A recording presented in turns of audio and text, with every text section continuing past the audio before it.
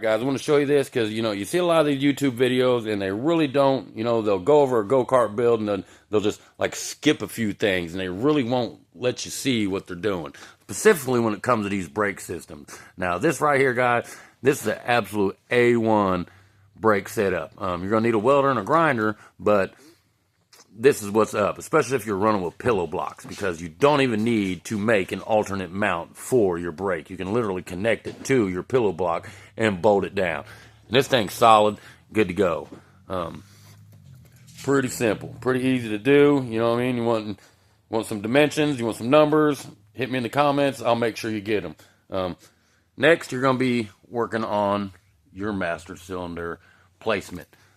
Now, with these master cylinder guys, this plunger right here, this thing will swivel all over the place. You got to keep this thing stabilized. So what we did here, we just bored a hole, and how it works is it just slides back and forth. And this right here keeps this whole rod, this plunger, stabilized. It won't let it go any which direction it wants to go.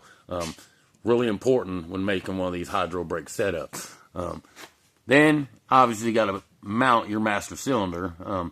Usually on any old Kart configuration, guys, if it had a master cylinder on it, the bolt holes are going to be closed. So if it doesn't automatically fit, you're not going to have to do much to make it fit. Master cylinder, not that big a deal. Now, some of these master cylinders come with this little reservoir.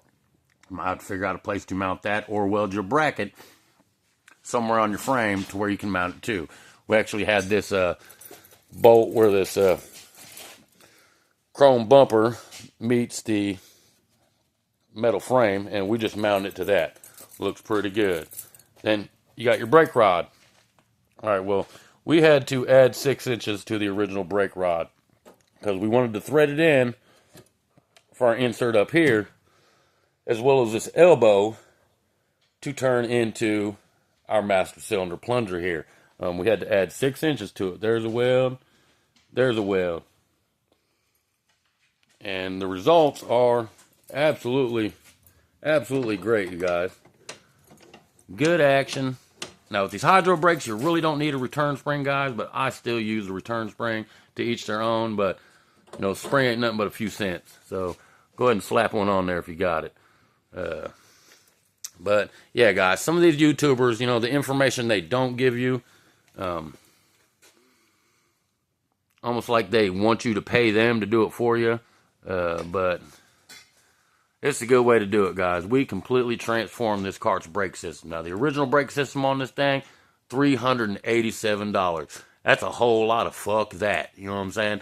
This brake right here, $35 plus my time to fabricate a caliper mount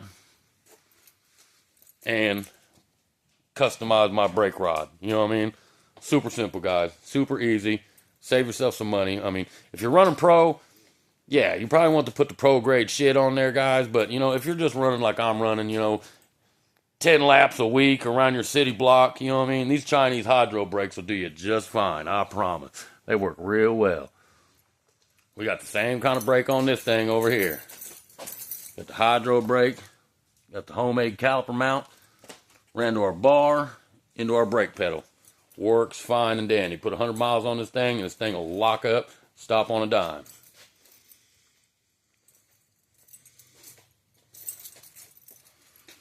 But, yeah, some things some YouTubers don't tell you guys. But, if you watch YouTube enough, you'll get to see who's trying to just drum up some business, because they won't show you things that you really need to know. You know what I mean?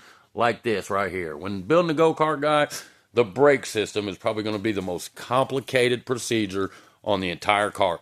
Everything else, plug and play, easy as fuck. When it comes to brakes, you're going to have to use your head, I'm telling you. Especially if you're rebuilding an incomplete cart that's missing parts. You know what I'm saying? You have to use your head.